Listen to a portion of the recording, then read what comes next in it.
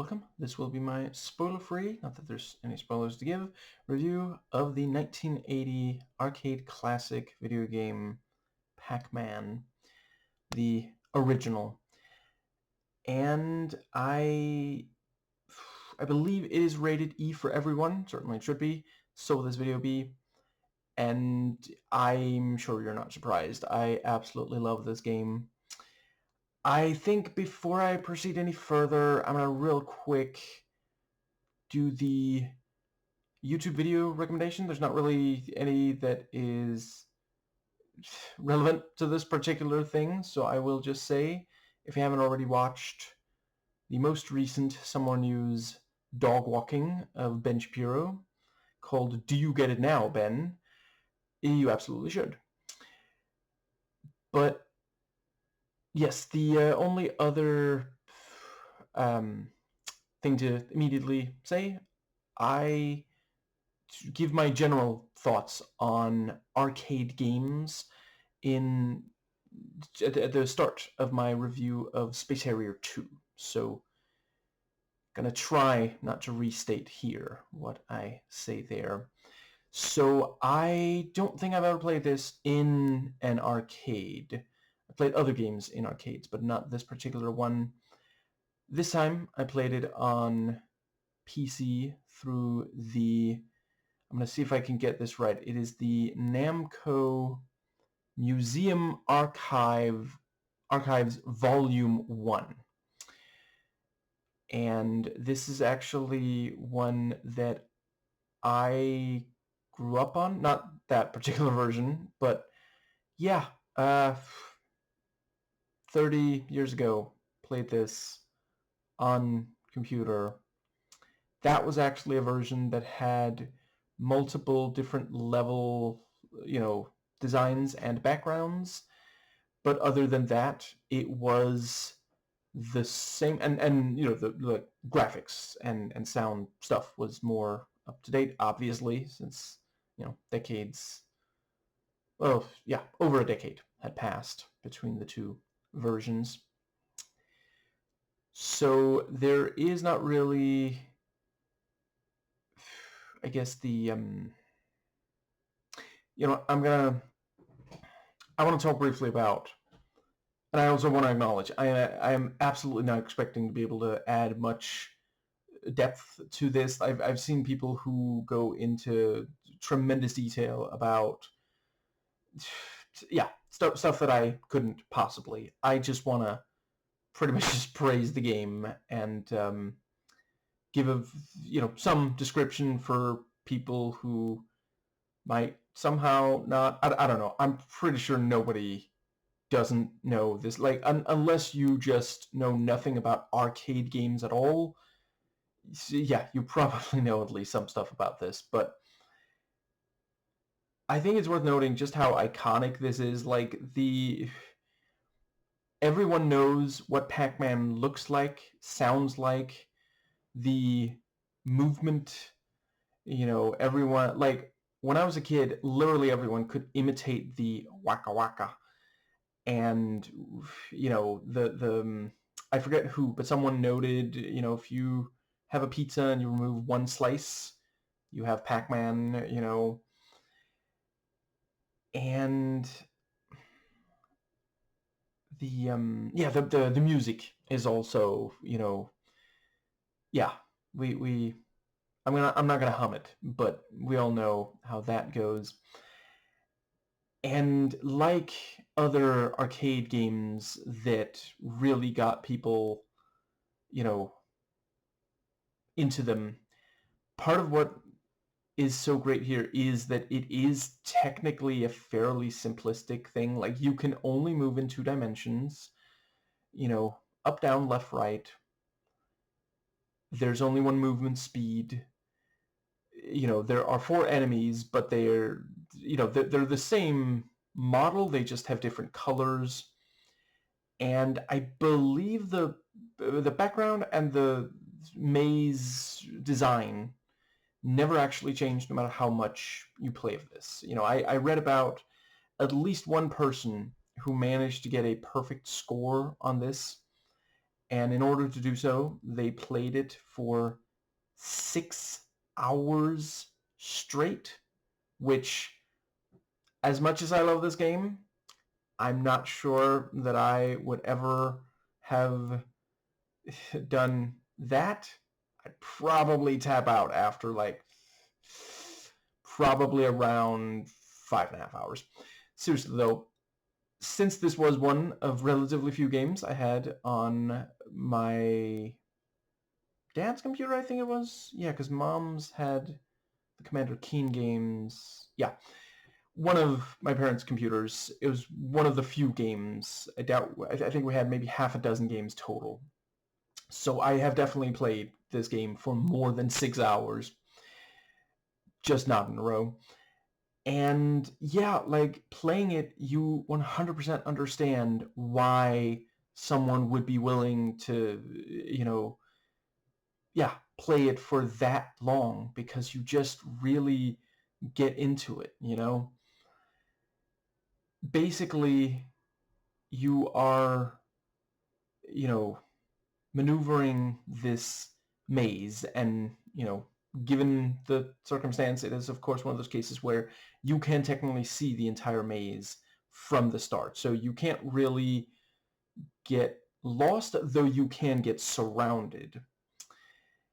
And the it's easy to learn but difficult to master, because anyone can understand, you can move in all 4 directions.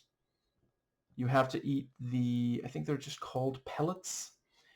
If you eat all the pellets, the level will restart, and you can keep going until you run out of lives, and you compete for a high score. Like, it's the kind of thing that very easily, and people who don't yet, have not yet get good at it, probably don't last more than a few minutes, and then someone else is going to step up and be like, I bet I can, beat the high score. And yeah, and it's also the kind of thing where if you're watching someone else play it, you could be just watching them intently for a really long time and not get bored. I forget, I think maybe the movement speed of the enemies and possibly their AI improves at least slightly when you clear an entire level, but I could be wrong about that. The only thing that comes with, as far as gameplay goes, for the version I played this time, I already mentioned where I got that. It has save states and a rewind function, and this is one of those arcade games where even the rewind function, like, you might have screwed up like a while back and not realized until just now. So, and yeah, basically you are trying to lure the 4 ghosts. Let's see, Inky, Blinky, Pinky, and Clyde. You're trying to avoid them surrounding you, or you only want them to surround you right as you're getting the power pellet, which enables you to eat them. And that's one of the places where they made some really smart decisions, because you can only, per power pellet, you can only eat each of the 4 ghosts once each. If you manage to eat, eating them will give you bonus points, and if you eat all 4 of them within a short amount of time, you will, let's see, I think they like multiply, I think it's like 400, 800, 1600, and 3200, something along those lines, so you can, really rack up points like that. But as soon as you've eaten one, the eyes return to the center, a new ghost forms, and that one is not affected by the power pellet you just ate. So if you eat one and then you start hounding the other ones, that first one might catch up to you. And also, it's only so many seconds, I didn't count, but it's not a huge amount of time you have to eat all of the ghosts, and then they just return to normal. And the AI, for a while, went somewhat underrated. I think I heard the description once, the explanation once. I cannot quite repeat it because I do not remember it well enough, but you can find it. But basically, the four of them have at least slightly different AI from each other. And that's crucial because this game would be so easy if they all moved in the same path. That would just mean that there's this block of them that you just have to keep an eye on. But instead, yeah, like there's literally nowhere in the maze where if all four of them are close enough and approaching the different exits and entrances from that particular place, that they couldn't possibly surround you, which also means you'll want to... The only thing you can do is move, with sufficient strategy, which is also one of the reasons why people can keep returning to it, refining your strategy. And, it's really useful to try to lure them into a situation where you can get the power pellet. That's the other big thing you can do. And you always want to save the power pellet for when you're sure, like pretty much, clear the entire area of regular pellets and only do the power pellet after all that, unless at least one of the ghosts is simply too close to you, in which case, grab the power pellet and just make sure you don't leave pellets in difficult to get places far away from power pellets for the end of the level, or that could, be one of the lives lost. And let's see, and memorizing the way that the AI moves is also part of, improving your skill at this, because like at the very start, you don't necessarily immediately pick up the patterns that they do somewhat follow in addition to you. And let's see, so the graphics are of course quite simple, but there's also just this charm to them. Pac-Man, with his yellow color, and the ghosts, all of whom have this one striking color, and the maze with its blue and black. It's not like detailed by today's standards, but it is visually distinct and memorable. And the audio is great. Like there is a satisfaction to, he does the waka waka when he eats something. Am I mixing two things up? There's a specific sound when he eats pellets is what I mean. And just there is a certain satisfaction to working your way through the level. And let's see, it's one of those games that, like, decades down the line was still being referenced, and there's a huge amount of different variations on the game, because you can just change a little bit. The one I played as a kid, actually I forget, I think there were at least 3 levels, and the first one was just the basic maze.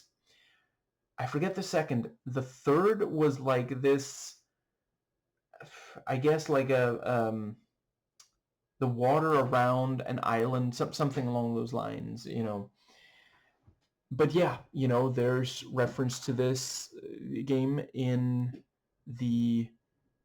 at least some Press Start media, at least one of the movies. I forget if maybe Press Start Adventures. It's been so long since I watched Press Start Adventures. I could imagine they might also reference them there. And, the first of those movies came out in like 2007. So, 27 years after this game first premiered. And didn't the Bloodhound Gang do a song where they referenced and they used the music and everything?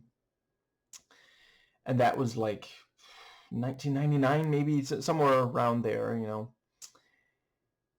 And I think that pretty much... Yeah, I think it does a really good job balancing how, yeah, the challenge of it gradually increases, and the let's see, and at the same time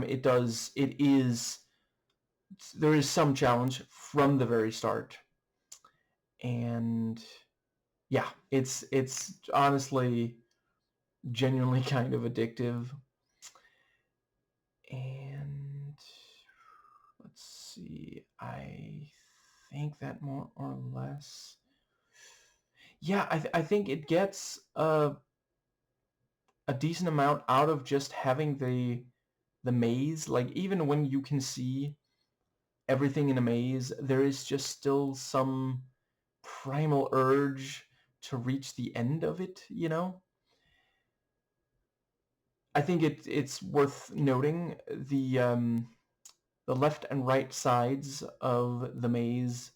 There's this one point in the middle, and on both sides, it's basically like a tunnel that leads, if you leave through the right of the tunnel, you enter through the left, and vice versa.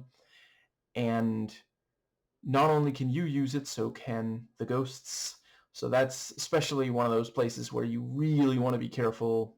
If there's a ghost on one end and another on the other of this tunnel, that's it. Like, unless you just grabbed a power pellet or something. Yeah, just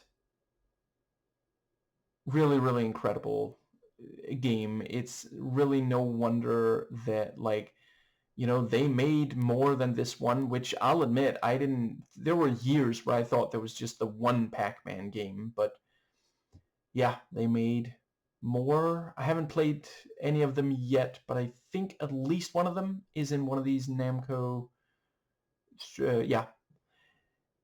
So I will get to at least that one. Yeah, Pac-Land. I definitely have Pac-Land. I forget if there's more than these two that I own.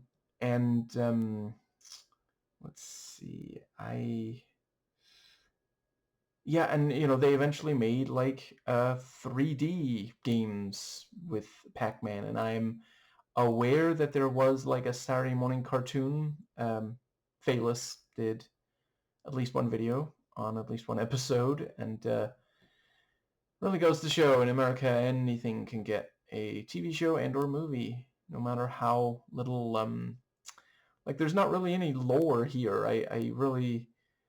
But I mean, from what I understand, basically, yeah, it's got the power pellets, and like there are ghosts on the show, so okay. Yeah, I think that covers absolutely everything. I guess I'll just briefly note, I did not run into any bugs or glitches in the version that I mentioned how I got at the start of this video, and didn't run into any as a kid. And from what I understand, there barely were any in the original either. It's basically just, the thing about, like, if you reach the perfect score, then there is like a glitch where only half the level is visible. And at that point, you obviously can't proceed. But if it takes you 6 hours to reach the only glitch there is, that's a pretty good ratio, honestly. Yeah, I rate this 8 power pellets turning the tables and having the ghosts turn tail and run away hilariously, looking like ice agents just slipping on ice, getting laughed out of the area. Out of 10.